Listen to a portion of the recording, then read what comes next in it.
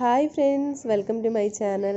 അപ്പോൾ ഇന്ന് ഞാൻ വന്നിരിക്കുന്നത് നല്ല ലെയറുകളോട് കൂടിയിട്ടുള്ള ഒരു പൊറോട്ടയുടെ റെസിപ്പി ആയിട്ടാണ്. അപ്പോൾ നമ്മുടെ സാധാരണ പൊറോട്ടയല്ല, അതിനേക്കാളും നല്ല സോഫ്റ്റും കുറച്ചുകൂടി ടേസ്റ്റുമാണ് ഇതിന്. അപ്പോൾ ഉറപ്പായിട്ട് എല്ലാവരും ട്രൈ ചെയ്ത് നോക്കുക. മാത്രമല്ല നമ്മളിത് ബാക്കിയിരുന്ന് ചോറ് കൊണ്ടാണ് തയ്യാറാക്കിയിരിക്കുന്നത്. ചോറ് കൊണ്ട് തയ്യാറാക്കുന്നതുകൊണ്ട് തന്നെ നല്ല സോഫ്റ്റാണ് കേട്ടോ. അപ്പോൾ ഇതിൻ്റെ പേര് യമനി റൊട്ടി എന്നാണ്. നമ്മൾ സാധാരണ പൊറോട്ട ഉണ്ടാക്കുന്നതിനേക്കാളും വളരെ എളുപ്പമാണ് നമുക്കിത് തയ്യാറാക്കി എടുക്കാനായിട്ട്. മാത്രമല്ല കുഴയ്ക്കാനും പരത്താനൊന്നും അധികം ബുദ്ധിമുട്ടൊന്നും ഉണ്ടാകത്തില്ല ഇത്.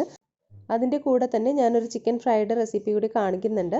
അപ്പോൾ വീഡിയോ നിങ്ങൾ സ്കിപ്പ് ചെയ്യാതെ ഫുള്ളായിട്ടൊന്ന് കണ്ടു നോക്കാം കേട്ടോ. അപ്പോൾ ഇതെങ്ങനെയാണ് തയ്യാറാക്കുന്നതെന്ന് നോക്കാം. അപ്പോൾ അതിനായിട്ട് ഞാനിവിടെ ഒരു മിക്സിയുടെ ജാറിലേക്ക് 1 കപ്പ് അളവിൽ ചോറിട്ട് കൊടുക്കുകയാണ്. ഇനി ഇതേ കപ്പിൽ തന്നെ 1/2 കപ്പ് അളവിൽ വെള്ളം എടുത്തിട്ടുണ്ട്. അപ്പം ഞാൻ പറയുന്ന അളവ് കറക്റ്റായിട്ട് എടുക്കാനായിട്ട് ശ്രദ്ധിക്കുക കേട്ടോ. ഈ ഒരു അളവിലാണ് നമ്മൾ മാവും കൂടി ചേർക്കുമ്പോൾ കറക്റ്റ് അളവ് തന്നെ എടുക്കണം. എങ്കിൽ നമുക്കിതിൽ പ്രത്യേകിച്ച് വെള്ളമൊന്നും ഒഴിക്കേണ്ട ആവശ്യം വരത്തില്ല. അതേ കപ്പിൽ തന്നെ 2 കപ്പ് അളവിൽ ഒന്നുകിൽ മൈദ ചേർത്ത് കൊടുക്കുക, അല്ലെങ്കിൽ ഗോതമ്പും മൈദയും കൂടി ചേർക്കുക. ഞാൻ 1 കപ്പ് മൈദയും 1 കപ്പ് ഗോതമ്പ് പൊടിയുമാണ് ചേർത്തത്. ഇനി ഇതിലേക്ക് ആവശ്യത്തിന് ഉപ്പ് കൂടി ചേർത്ത് നന്നായിട്ട് ഒന്ന് യോജിപ്പിച്ച് കൊടുക്കാം.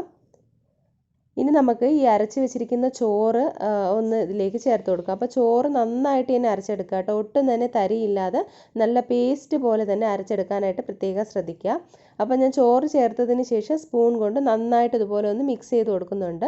അപ്പം നമുക്ക് കുഴച്ചെടുക്കാനും എളുപ്പമാണ് കേട്ടോ. കയ്യിലൊന്നും അധികമായിട്ട് പറ്റിപ്പിടിക്കുകയോ അങ്ങനെ ഒന്നുമില്ല.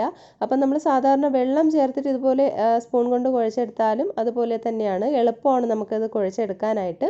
അപ്പോൾ ഇതിലിപ്പോൾ നമുക്ക് വെള്ളത്തിൻ്റെ ആവശ്യമൊന്നുമില്ല. അപ്പോൾ ചോറ് ചേർക്കുമ്പോൾ കുറച്ച് സോഫ്റ്റായിട്ട് കിട്ടുകയും ചെയ്യും, അതിന് വേണ്ടിയിട്ടാണ്. അപ്പോൾ ഇതെല്ലാം കൂടി നന്നായിട്ട് ഒന്ന് മിക്സ് ചെയ്ത് കൊടുത്തിട്ടുണ്ട്. ഇനി അഥവാ ഇത് കുഴയ്ക്കുന്ന സമയത്ത് അല്പം തിക്കായിട്ടാണ് തോന്നുന്നതെങ്കിൽ അല്പം വെള്ളം ചേർത്ത് കൊടുക്കാം, കുഴപ്പമൊന്നുമില്ല. പക്ഷേ കുറേശ്ശെയായിട്ട് ചേർക്കുക കേട്ടോ, സ്പൂൺ അളവിൽ അങ്ങനെ ചേർക്കുക. അപ്പോൾ ഈ ഒരു പരുവത്തിൽ കിട്ടിയിട്ടുണ്ട്. ഇനി നമുക്കിത് കുറച്ചൊന്ന് സോഫ്റ്റാക്കി എടുക്കാനായിട്ട് കൗണ്ടർ ടോപ്പിലിട്ട് ഇതുപോലെ ജസ്റ്റ് നന്നായിട്ടൊന്ന് കുഴച്ചെടുക്കുക. അപ്പോൾ ഇങ്ങനെ കുഴയ്ക്കുന്ന സമയത്ത് അഥവാ കയ്യിൽ ഒട്ടിപ്പിടിക്കുകയാണെന്നുണ്ടെങ്കിൽ അല്പം ഓയിലൊന്ന് കയ്യിൽ ഒഴിച്ചതിന് ശേഷം ഒന്ന് ഇതുപോലെ ഒന്ന് ആക്കിയെടുത്താലും മതിയാകും. അപ്പോൾ നല്ല സോഫ്റ്റായിട്ട് തന്നെ നമുക്കിതൊന്ന് കുഴച്ചെടുക്കാൻ പറ്റും. ഇപ്പോൾ നന്നായിട്ട് തന്നെ വന്നിട്ടുണ്ട്, നല്ല സോഫ്റ്റായിട്ട് തന്നെ വന്നിട്ടുണ്ട്. അപ്പോൾ ചോറ് അരച്ചെടുത്തപ്പോൾ ഒട്ടും തന്നെ തരിയൊന്നും ഇല്ലാതെ കിട്ടിയിട്ടുണ്ട്. അപ്പോൾ ഇത് നമുക്കൊരു അരമണിക്കൂർ റെസ്റ്റ് ചെയ്യാൻ വെക്കാം. ഇനി അരമണിക്കൂറല്ല, നിങ്ങൾക്ക് എത്ര സമയം വേണോ റെസ്റ്റ് ചെയ്യാൻ വെക്കാം. വൈകുന്നേരം തയ്യാറാക്കിയിട്ട് നിങ്ങൾക്ക് രാത്രിയിൽ ചുട്ടെടുക്കാവുന്നതേ ഉള്ളൂ കേട്ടോ. ഇനി നമുക്ക് ഇതിന് വേണ്ടിയിട്ടുള്ളൊരു ചിക്കൻ ഫ്രൈ ആണ് ചെയ്യുന്നത് കേട്ടോ. അപ്പോൾ നിങ്ങൾക്ക് ചിക്കൻ ഗ്രേവി ആണെന്നുണ്ടെങ്കിൽ അങ്ങനെ തയ്യാറാക്കാം. പിന്നെ ഇത് നമുക്ക് ഇതിൻ്റെ കൂടെ ഫ്രൈ ആയിട്ടെന്നല്ല, കുട്ടികൾക്ക് വൈകിട്ട് ഈവനിങ് സ്നാക്കായിട്ടൊരു ചിക്കൻ പക്കോട ആയിട്ടും കൊടുക്കാവുന്നതാണ്. അപ്പോൾ ഞാനിവിടെ ഒരു 250 ഗ്രാം ബോൺലെസ് ചിക്കനാണ് എടുത്തിരിക്കുന്നത്. അപ്പോൾ ഇനി നമുക്കിതിലേക്ക് കുറച്ച് ഇൻഗ്രീഡിയൻസ് ചേർത്ത് കൊടുക്കാം. അപ്പോൾ ഇതിലേക്ക് ആദ്യം നമുക്കിതിലേക്ക് ആവശ്യമായിട്ടുള്ള ഉപ്പ് ചേർത്ത് കൊടുക്കാം. ഇനി ഇതിലേക്ക് മുളക് പൊടിയാണ് ചേർക്കുന്നത്. അപ്പോൾ മുളക് പൊടി ഒട്ടും എരിവില്ലാത്ത കാശ്മീരി മുളക് പൊടിയാണ് ഞാൻ ചേർക്കുന്നത് കേട്ടോ. ഞാനിവിടെ 1.5 ടീസ്പൂൺ അളവിൽ കാശ്മീരി മുളക് പൊടി ചേർക്കുന്നുണ്ട്. അതിൻ്റെ കൂടെ തന്നെ മല്ലിപ്പൊടി ചേർക്കുന്നുണ്ട്. അതൊരു 1/4 ടീസ്പൂൺ അളവിലാണ് ചേർത്ത് കൊടുത്തിട്ടുള്ളത്. ഇനി മഞ്ഞൾപ്പൊടി ചേർത്ത് കൊടുക്കാം, അല്പം മതിയാകും മഞ്ഞൾപ്പൊടി. ഇത് കുറച്ച് കുരുമുളക് പൊടിയും ഒരു 1/4 ടീസ്പൂൺ അളവിൽ ഇഞ്ചി വെളുത്തുള്ളി പേസ്റ്റാണ് ചേർത്ത് കൊടുത്തിട്ടുള്ളത്. ഇനി ഇതിലേക്ക് ഒരു 1/4 ടീസ്പൂൺ ഗരം മസാലയും 1/4 ടീസ്പൂണിലും കുറവളവിൽ ജീരകം പൊടിച്ചതാണ് കേട്ടോ, വറുത്ത് പൊടിച്ച ചെറിയ ജീരകമാണ്, അത് ചേർത്ത് കൊടുക്കുക. ഇനി അതില്ലെങ്കിൽ കുഴപ്പമൊന്നുമില്ല. പിന്നെ പെരുംജീരകത്തിൻ്റെ പൊടി ഉണ്ടെങ്കിൽ അതും ചേർത്ത് കൊടുക്കാവുന്നതാണ്. അല്പം കറിവേപ്പില മുറിച്ച് ചേർത്ത് കൊടുത്തിട്ടുണ്ട്. ഇനി ഞാൻ ഇതിലേക്ക് ചേർക്കുന്നത് കടലമാവാണ് കേട്ടോ. അപ്പോൾ ഞാനിവിടെ 1 ടേബിൾ സ്പൂൺ അളവിൽ കടലമാവ് ചേർത്ത് കൊടുത്തിട്ടുണ്ട്. ഒരു അരമുറി നാരങ്ങാ നീരും കൂടി ചേർക്കുന്നുണ്ട്. നാരങ്ങാ നീര് ചേർക്കുമ്പോൾ ചിക്കൻ നല്ല സോഫ്റ്റായിട്ട് കിട്ടും, അതിന് വേണ്ടിയിട്ടാണ്. നന്നായിട്ടൊന്ന് മിക്സ് ചെയ്ത് കൊടുക്കുക. അപ്പോൾ ഇത് മിക്സ് ചെയ്യുന്ന സമയത്ത് നിങ്ങൾക്ക് വേണമെന്നുണ്ടെങ്കിൽ മാത്രം അല്പം കൂടി കടലമാവ് ചേർക്കാം. ഇനി ഒരു ഇൻഗ്രീഡിയൻറ്റും കൂടെ ചേർക്കുന്നുണ്ട് കേട്ടോ, അത് നമുക്കിത് ഫ്രൈ ചെയ്യുന്ന സമയത്ത് ചേർത്താൽ മതി. അപ്പോൾ അത് ലാസ്റ്റിലാണ് ചേർക്കേണ്ടത്. അപ്പോൾ ഞാനിവിടെ മാവും അതുപോലെ ചിക്കനും മാരിനേറ്റ് ചെയ്തത് ഇവിടെ അടച്ച് വെക്കുന്നുണ്ട്. ഇനി നിങ്ങൾക്കിത് എപ്പോൾ തയ്യാറാക്കിയാലും മതി, കുഴപ്പമൊന്നുമില്ല. എത്ര സമയം കഴിഞ്ഞിട്ട് തയ്യാറാക്കിയാലും മതി. അത്രയും സമയം വെച്ചിരിക്കുമ്പോൾ ചിക്കനും നല്ല മസാലയൊക്കെ വരുന്ന നല്ലതായിട്ട് വരും, അതുപോലെ മാവ് നല്ല സോഫ്റ്റായിട്ട് കിട്ടും. അപ്പോൾ ഞാനിവിടെ രാത്രിയിലാണ് ഇത് ചെയ്തെടുക്കുന്നത്. വൈകുന്നേരമാണ് അതെല്ലാം സെറ്റാക്കി വെച്ചത് കേട്ടോ. മാവെല്ലാം നല്ല സോഫ്റ്റായിട്ട് ഇരിക്കുന്നുണ്ട്. അപ്പോൾ ചിക്കനും നല്ലതായിട്ട് വന്നിട്ടുണ്ട്. ഇനി നമുക്ക് ഇതിലേക്ക് ഒരു ഇൻഗ്രീഡിയൻറ്റ് കൂടെ ചേർക്കാനുണ്ട്. അപ്പോൾ അത് കോൺഫ്ലോർ ആണ് കേട്ടോ. അപ്പോൾ കോൺഫ്ലോർ ഇല്ലയെന്നുണ്ടെങ്കിൽ അരിപ്പൊടി ചേർത്ത് കൊടുക്കാം. അപ്പോൾ ഇത് ഈ ലാസ്റ്റ് സമയത്ത് ചേർക്കുന്നത്, നമ്മളിത് വറുക്കുന്ന ആ ഒരു ടൈമിൽ വേണം ഈ പൊടി ചേർത്ത് കൊടുക്കാനായിട്ട്. എങ്കിൽ നല്ല ക്രിസ്പി ആയിട്ട് കിട്ടും. അതുകൊണ്ടാണ് ആ ഒരു ടൈമിൽ ചേർക്കുന്നത്. അപ്പോൾ ഞാൻ ആവശ്യത്തിന് കോൺഫ്ലോർ ചേർത്ത് കൊടുത്തിട്ടുണ്ട്. ഇനി കോൺഫ്ലോറും അരിപ്പൊടിയും വേണമെങ്കിൽ ഈക്വലായിട്ട് ചേർക്കാവുന്നതാണ്. അപ്പോൾ ഇത് കുഴയ്ക്കുമ്പോൾ വെള്ളത്തിൻ്റെ ആവശ്യം വേണമെന്നുണ്ടെങ്കിൽ അല്പം ഇതുപോലെ ഒന്ന് കയ്യിലെടുത്തൊന്ന് ഒഴിച്ച് ഇതുപോലെ ഒന്ന് മിക്സ് ചെയ്തെടുക്കാം. അപ്പോൾ നമ്മുടെ ചിക്കൻ നല്ലതായിട്ട് വന്നിട്ടുണ്ട്. അപ്പോൾ ഈ ഒരു ടൈമിൽ ഉപ്പ് കൂടി നോക്കുക കേട്ടോ. നമ്മൾ കോൺഫ്ലോറും കൂടി ചേർത്തതിന് ശേഷം ഉപ്പിൻ്റെ ആവശ്യം ഉണ്ടെന്നുണ്ടെങ്കിൽ ഒരല്പം ഉപ്പ് കൂടി ചേർത്ത് കൊടുക്കുക. ഞാൻ ഒരല്പം ഉപ്പും കൂടി ചേർക്കുന്നുണ്ട്. അപ്പോൾ നമ്മുടെ ചിക്കൻ ഫ്രൈക്കുള്ള ചിക്കൻ റെഡി ആയിട്ടുണ്ട്. ഇനി ഞാനിവിടെ എണ്ണ നന്നായിട്ട് ചൂടാക്കാനായിട്ട് വെച്ചിട്ടുണ്ട്. എണ്ണ നന്നായിട്ട് ചൂടായി വരുമ്പോൾ നമുക്കതിലേക്ക് ഇട്ട് കൊടുക്കാം. ഹൈ ഫ്ലെയിമിൽ വെച്ചതിന് ശേഷം മീഡിയം ടു ലോ ഫ്ലെയിമിലാക്കുക കേട്ടോ. എന്നിട്ട് ചിക്കൻ ഇട്ട് കൊടുക്കുക. മീഡിയം ഫ്ലെയിമിൽ വെച്ച് നന്നായിട്ടൊന്ന് മൊരിയിച്ചെടുക്കുക കേട്ടോ. അല്ലെന്നുണ്ടെങ്കിൽ ഹൈ ഫ്ലെയിമിൽ വെച്ച് കഴിഞ്ഞാൽ ഉൾഭാഗം വെന്ത് കിട്ടത്തില്ല. അതുകൊണ്ട് മീഡിയം ടു ലോ ഫ്ലെയിമിലിട്ട് വേവിച്ചെടുക്കുക. തിരിച്ചും മറിച്ചുവിട്ട് നന്നായിട്ട് തന്നെ ഒന്ന് മൊരിയിച്ചെടുക്കുക. അപ്പോൾ ഇത് നമുക്ക് സാധാരണ ചിക്കൻ ഫ്രൈ ആയിട്ടും ഏതിൻ്റെ കൂടെ സെർവ് ചെയ്യുക. അതുപോലെ തന്നെ നമുക്കിത് വെറുതെ ചിക്കൻ പക്കോട ആയിട്ടും കഴിക്കാവുന്നതാണ്. സോസിനോടൊപ്പമൊക്കെ ചില്ലി സോസോ ടൊമാറ്റോ സോസിനോടൊപ്പം ചിക്കൻ പക്കോട ആയിട്ട് ഇത് കുട്ടികൾക്ക് കൊടുക്കാവുന്നതാണ്. നല്ല ടേസ്റ്റാണ് കേട്ടോ. നല്ല ക്രിസ്പിയും ആണ്. അപ്പോൾ കുട്ടികൾക്ക് ഒരുപാട് ഇഷ്ടമാവുകയും ചെയ്യും. അപ്പോൾ നമ്മുടെ ചിക്കൻ ഇവിടെ റെഡി ആയിട്ടുണ്ട്. ബാക്കിയുള്ളത് ഇതുപോലെ തയ്യാറാക്കി എടുക്കാം. ഇനി നമുക്ക് ഈ റൊട്ടി തയ്യാറാക്കാം. അപ്പോൾ അതിനായിട്ട് ഞാനിവിടെ മാവ് എടുത്ത് കൗണ്ടർ ടോപ്പിലിട്ട് ഒന്നുകൂടി ഒന്ന് നന്നായിട്ടൊന്ന് ഇതുപോലെ ഒന്ന് സോഫ്റ്റാക്കി എടുക്കുന്നുണ്ട്. അപ്പോൾ അതൊന്ന് ഷേപ്പാക്കി എടുക്കണം കേട്ടോ. അല്പം ഒന്ന് നീളത്തിൽ ഷേപ്പാക്കി എടുക്കണം. അതിന് വേണ്ടിയിട്ടാണ്. അപ്പോൾ ഇതുപോലെ ചെയ്യുമ്പോൾ അത് ഒട്ടിപ്പിടിക്കുകയാണെന്നുണ്ടെങ്കിൽ അല്പം ഓയിലൊന്ന് കൗണ്ടർ ടോപ്പിലേക്ക് ഇട്ടൊന്ന് തടവി കൊടുത്തതിന് ശേഷം നമുക്കിത് റെഡിയാക്കി എടുക്കാവുന്നതേ ഉള്ളൂ. ഇനി ഇങ്ങനെ ചെയ്യുമ്പോൾ ചിലപ്പോൾ കയ്യിൽ ഒട്ടിപ്പിടിക്കാനുള്ള ചാൻസ് ഉണ്ട്. അപ്പോൾ കയ്യിൽ ഒരല്പം ഓയിലൊന്ന് സ്പ്രെഡ് ചെയ്തതിന് ശേഷം ഇതുപോലെ ചെയ്തെടുത്താൽ മതിയാകും. അപ്പോൾ ഞാനൊരല്പം ഓയിലൊന്ന് കയ്യിലൊന്ന് തടവിയിട്ടുണ്ട്. ഇനി നമുക്കിതൊന്ന് ഉരുട്ടിയെടുക്കാം. അപ്പോൾ ഉരുട്ടി ഒരല്പം നീളത്തിൽ ഒരേ കനത്തിൽ വേണം അതൊന്ന് ഉരുട്ടിയെടുക്കാനായിട്ട്. അപ്പോൾ ഞാനിവിടെ അത് ഉരുട്ടിയെടുത്തിട്ടുണ്ട്. ഇനി നമുക്കിതൊരു 5 പീസായിട്ട് മുറിച്ചെടുക്കാം. അപ്പോൾ ഞാൻ 2 കപ്പ് മാവാണ് എടുത്തത്. 1 കപ്പ് ചോറും 2 കപ്പ് മാവും. അപ്പോൾ അതിന് എടുത്തിരിക്കുന്നത് 5 പീസായിട്ടാണ് എടുത്തിരിക്കുന്നത്. ഇതൊരു അല്പം വലിപ്പത്തിലാണ് കേട്ടോ. നിങ്ങൾക്ക് കുറച്ചുകൂടി ചെറുതായിട്ട് വേണമെങ്കിലും തയ്യാറാക്കാവുന്നതാണ്.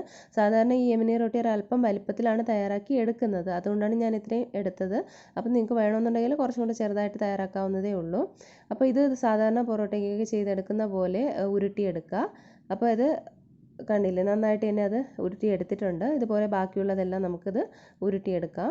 വളരെ പെട്ടെന്ന് തന്നെ നമുക്കിത് ഷേപ്പാക്കി എടുക്കാനും പറ്റും കേട്ടോ. നല്ല എളുപ്പമാണ് ഇതിങ്ങനെ ആക്കിയെടുക്കാനും. അപ്പോൾ ഇതേപോലെ ചെയ്യുമ്പോൾ നല്ല റൗണ്ടായിട്ട് കിട്ടും. അതിന് വേണ്ടിയിട്ടാണ് ഇങ്ങനെ ചെയ്യുന്നത്. റൗണ്ടായിട്ടോ സ്ക്വയറായിട്ടോ ഒക്കെ പരത്തിയെടുക്കാനായിട്ട് ഈസി ആയിരിക്കും. ഇനി നമുക്കിതിൻ്റെ കൗണ്ടർ ടോപ്പിലേക്ക് അല്പം പൊടി വിതറി കൊടുക്കാം. ഗോതമ്പ് പൊടിയോ മൈദ ഏതാണോ നിങ്ങൾക്ക് താല്പര്യം അത് വിതറി കൊടുക്കാവുന്നതാണ്. അതിനുശേഷം നമുക്കിത് ഓരോ ബോൾസ് അതിൻ്റെ മുകളിലേക്ക് വെച്ചൊന്ന് പരത്തിയെടുക്കാം. അപ്പോൾ ഇത് പരത്തിയെടുക്കുമ്പോൾ നിങ്ങളിത് വീഡിയോ സ്കിപ്പ് ചെയ്യാതെ കാണുക കേട്ടോ. ഒരു 2-3 സ്റ്റെപ്പ് ഉണ്ട് ഇതിൽ. അപ്പോൾ അത് വീഡിയോ സ്കിപ്പ് ചെയ്യാതെ തന്നെ ഒന്ന് കാണാനായിട്ട് ശ്രദ്ധിക്കുക. അപ്പോൾ ഇതുപോലെ പറ്റി പിടിക്കുകയാണെന്നുണ്ടെങ്കിൽ മുകൾ ഭാഗത്ത് ഇതുപോലെ തന്നെ പൊടി ഒന്ന് വിതറി കൊടുക്കുക കേട്ടോ. അതിനുശേഷം പരത്തിയെടുക്കാവുന്നതാണ്. പെട്ടെന്ന് തന്നെ അത് പരത്തിയെടുക്കാനും പറ്റും. ഞാനത് കുറച്ചധികം നേരം ഒന്ന് റെസ്റ്റ് ചെയ്യാനായിട്ട് വെച്ചിരുന്നു. അതുകൊണ്ട് തന്നെ നല്ല സോഫ്റ്റായിട്ട് കിട്ടിയിട്ടുണ്ട്. മാത്രമല്ല ചോറും കൂടെ ചേർത്തിരിക്കുന്നത് കൊണ്ട് തന്നെ വളരെ എളുപ്പത്തിൽ നമുക്കിത് ഉണ്ടാക്കിയെടുക്കാനും പറ്റും. നല്ല സോഫ്റ്റായിട്ട് തന്നെ മാവ് കിട്ടുകയും ചെയ്യും. അപ്പോൾ ഞാനിവിടെ ഒരു അത്യാവശ്യം നല്ല വലിപ്പത്തിൽ തന്നെ ഒന്ന് പരത്തിയെടുത്തിട്ടുണ്ട്. അപ്പോൾ ഇനി ഇതിലേക്ക് ഞാനൊരു അല്പം ഓയിലൊന്ന് ഒഴിച്ചു കൊടുക്കുന്നുണ്ട്. ഇത് സൺഫ്ലവർ ഓയിലാണ് കേട്ടോ. അപ്പോൾ വെളിച്ചെണ്ണ ഒന്നും യൂസ് ചെയ്യേണ്ട, സൺഫ്ലവർ ഓയിലാണ് ഞാനിവിടെ എടുത്തിരിക്കുന്നത്. അപ്പോൾ അത് ഓയിൽ ഒഴിച്ച് എല്ലായിടത്തും നന്നായിട്ട് തന്നെ ഒന്ന് തേച്ച് പിടിപ്പിക്കുക. അതെങ്ങനെ ചെയ്യുന്നത്, നമുക്കിത് ലെയർ ആക്കി എടുക്കണം. അതിന് വേണ്ടിയിട്ടാണ് ഞാൻ ആദ്യം വീഡിയോ കാണിച്ചിട്ടുണ്ടായിരുന്നല്ലോ ലെയർ. അപ്പോൾ അങ്ങനെ ഒരു ലെയർ ഫോം ചെയ്യാൻ വേണ്ടിയിട്ടാണ് ഈ ഒരു സ്റ്റെപ്പ് ചെയ്യുന്നത് കേട്ടോ. അതിൻ്റെ മുകളിലേക്ക് നമ്മൾ പൊടി വിതറി കൊടുക്കുകയാണ്. അപ്പോൾ ഇങ്ങനെ ലെയറായിട്ട് വേണ്ട, നിങ്ങൾക്ക് ഓയിലൊന്നും അധികം ഉപയോഗിക്കാൻ താല്പര്യം ഇല്ലയെന്നുണ്ടെങ്കിൽ ഈ ഒരു സ്റ്റെപ്പ് അവോയ്ഡ് ചെയ്യാവുന്നതാണ്. കുട്ടികൾക്കൊക്കെ ഇങ്ങനെ ചെയ്തു കൊടുത്തു കഴിഞ്ഞാൽ അവർക്ക് വളരെയധികം ഇഷ്ടമാകും. ലെയറായിട്ട് കട്ട് ചെയ്ത് കഴിക്കാനും അതുപോലെ തന്നെ അത് നല്ല സോഫ്റ്റായിട്ട് ഇരിക്കുകയും ചെയ്യും. അപ്പോൾ ഞാനിവിടെ 2 വശത്തു നിന്ന് മടക്കി എടുത്തിട്ടുണ്ട്. ഇനി ഇതിൻ്റെ മുകളിൽ കൂടി വീണ്ടും നമുക്ക് ഓയിലൊന്ന് സ്പ്രെഡ് ചെയ്ത് കൊടുക്കാം. വളരെ കുറച്ച് മതിയാകും കേട്ടോ. ഒരുപാട് ഓയിലിൻ്റെ ആവശ്യമൊന്നുമില്ല. നമ്മൾ ആ മാവ് പൊടി വിതറുമ്പോൾ അതൊക്കെ ഒന്ന് സെറ്റായിട്ട് ഇരിക്കാനും കൂടി വേണ്ടിയിട്ടാണ്. അപ്പോൾ അങ്ങനെ ഇരുന്നാൽ മാത്രമേ അത് ലെയർ ഫോമായിട്ട് കിട്ടത്തുള്ളൂ. ഇനി ഇത് 2 വശവും പിടിച്ച് ഇതുപോലെ ഒന്ന് മടക്കി വയ്ക്കുക. നമ്മൾ സാധാരണ ആലു പൊറോട്ടയൊക്കെ തയ്യാറാക്കുന്ന ഒരു മെത്തേഡാണ് കേട്ടോ. അപ്പോൾ അതിൻ്റെ വീഡിയോ ഞാനിതിൽ ഇട്ടിട്ടുണ്ടായിരുന്നു. അപ്പോൾ അത് ഞാൻ എല്ലാം കൂടി ഒരു പ്ലേലിസ്റ്റ് ആക്കി ഈ വീഡിയോയുടെ ലാസ്റ്റിൽ കൊടുത്തിട്ടുണ്ട്. ഈസി ബ്രേക്ക്ഫാസ്റ്റ് എന്നുള്ള ഒരു പ്ലേലിസ്റ്റ്. അപ്പോൾ അതിൽ ക്ലിക്ക് ചെയ്ത് കഴിഞ്ഞാൽ നിങ്ങൾക്ക് എല്ലാ വീഡിയോസും കാണാൻ പറ്റും കേട്ടോ. അപ്പോൾ കണ്ടില്ലേ നല്ല ലെയറായിട്ട് തന്നെ വന്നിട്ടുണ്ട്. ഇതുപോലെ തന്നെ നമുക്ക് ബാക്കിയുള്ളതെല്ലാം ചെയ്തെടുക്കാം. അപ്പോൾ ഞാനിവിടെ ഇതെല്ലാം ചെയ്തെടുത്തിട്ടുണ്ട്. ഇനി നമുക്കിത് ഒരു സ്റ്റെപ്പ് കൂടി ഉണ്ട്. ഇതൊന്ന് പരത്തിയെടുക്കണം. അപ്പോൾ പരത്തിയെടുക്കാൻ ഒട്ടും തന്നെ പാടില്ല കേട്ടോ. നമുക്ക് വളരെ പെട്ടെന്ന് തന്നെ അത് പരത്തിയെടുക്കാനായിട്ട് പറ്റും. നമ്മൾ സാധാരണ ചപ്പാത്തിയൊക്കെ പരത്തുമ്പോൾ ഒരല്പം നേരം ഒന്ന് ഒരു ടൈറ്റായിട്ടൊക്കെ തോന്നും. പക്ഷേ ഇതങ്ങനെയല്ല, നല്ല സോഫ്റ്റ് ആയതുകൊണ്ട് തന്നെ പെട്ടെന്ന് തന്നെ നമുക്കത് പരത്തിയെടുക്കാനായിട്ട് പറ്റും. പിന്നെ ഇത് പരത്തിയെടുക്കുമ്പോൾ അല്പം വലിപ്പത്തിലാണ് പരത്തിയെടുക്കുന്നത് കേട്ടോ. ഇനി അത് അത്രയും വലിപ്പമുള്ള തവയൊന്നും ഇല്ല, ചെറിയ തവയാണുള്ളതെങ്കിൽ അല്പം ചെറുതായിട്ട് പരത്തിയെടുത്താൽ മതി. അപ്പോൾ ആദ്യം നിങ്ങൾ ചെയ്യുമ്പോൾ അത് ചെറിയ വലിപ്പത്തിൽ ബോളായിട്ട് എടുത്താൽ മതി കേട്ടോ. ഇല്ലെങ്കിൽ കാരണം ഇത് നൈസായിട്ട് വേണം നമ്മളത് പരത്തിയെടുക്കാനായിട്ട്. അപ്പോൾ എത്രത്തോളം നൈസായിട്ട് പരത്തോ അത്രയും നല്ലത്, കണ്ടില്ലേ. അപ്പോൾ എങ്കിൽ മാത്രമേ അതിൻ്റെ ലെയറൊക്കെ നല്ല നൈസായിട്ട് സോഫ്റ്റായിട്ട് കിട്ടത്തുള്ളൂ. അതിന് വേണ്ടിയിട്ടാണ്. ഇനി ഞാനിവിടെ തവ ചൂടാക്കാൻ വെച്ചിട്ടുണ്ട്. തവ നന്നായിട്ടൊന്ന് ചൂടായി വന്നിട്ടുണ്ട്. നമുക്കതിലേക്ക് ഇട്ട് കൊടുക്കാം. ഇത് തന്നെ അല്പം വലിപ്പമാണ്, തവയെക്കാട്ടിലും നല്ല വലിപ്പത്തിലാണ്. അപ്പോൾ നിങ്ങൾ ആദ്യം എടുക്കുന്ന ബോൾ ഒന്ന് ചെറുതായിട്ട് എടുത്തു കഴിഞ്ഞാൽ ഇത്രയും വലിപ്പത്തിൽ വേണ്ടാന്നുണ്ടെങ്കിൽ ചെറിയ ബോളായിട്ട് എടുത്താൽ മതിയാകും. അപ്പോൾ ഒരു വശം ഒന്ന് വെന്ത് വരുമ്പോൾ നമുക്കൊന്ന് തിരിച്ചിട്ട് കൊടുക്കാം. തിരിച്ചിട്ട് കൊടുത്തതിന് ശേഷം നിങ്ങൾക്ക് വേണമെന്നുണ്ടെങ്കിൽ നെയ്യോ ഓയിലോ ഒന്ന് സ്പ്രെഡ് ചെയ്ത് കൊടുക്കാവുന്നതാണ്. ഞാനൊരു അല്പം ഓയിലാണ് ഇതിലേക്ക് തേച്ച് കൊടുക്കുന്നത്. ഓയിൽ തേച്ച് കൊടുത്തിട്ടുണ്ട്. ഇനി നമുക്ക് ഇതൊന്നും കൂടെ ഒന്ന് തിരിച്ചിട്ട് കൊടുക്കാം. പെട്ടെന്ന് തന്നെ അത് വെന്ത് കിട്ടുകയും ചെയ്യും. സാധാരണ ചപ്പാത്തി ഉണ്ടാക്കുന്ന അത്രയും ടൈമൊന്നും വേണ്ട, പെട്ടെന്ന് തന്നെ ആയി കിട്ടുകയും ചെയ്യും. കാരണം അത്രയും നൈസായിട്ട് തന്നെ ചെയ്തിരിക്കുന്നതുകൊണ്ട് പെട്ടെന്ന് തന്നെ അത് വെന്ത് കിട്ടും. ഇനി ഇത് തിരിച്ചിട്ട് കൊടുക്കാം. തിരിച്ചിട്ട് വീണ്ടും നമുക്ക് ആവശ്യത്തിന് കൂടി വേണമെന്നുണ്ടെങ്കിൽ ഓയിലോ നെയ്യോ ഒന്ന് തേച്ച് കൊടുക്കാം. അപ്പോൾ നല്ല എളുപ്പത്തിൽ തന്നെ ഒരു വെറൈറ്റി ആയിട്ടുള്ള ഒരു പലഹാരം നമുക്ക് തയ്യാറാക്കാവുന്നതാണ്. പൊറോട്ടയൊക്കെ കഴിക്കാൻ തോന്നുകയാണെന്നുണ്ടെങ്കിൽ അതുണ്ടാക്കാൻ മടിയുള്ളവർക്ക് ഈ ഒരു രീതിയിൽ ഇത് ചെയ്തെടുക്കാവുന്നതാണ്. ഇപ്പോൾ തന്നെ അതിൻ്റെ ആ ഒരു ലെയറൊക്കെ ഒന്ന് പൊട്ടി വന്നിട്ടുണ്ട്.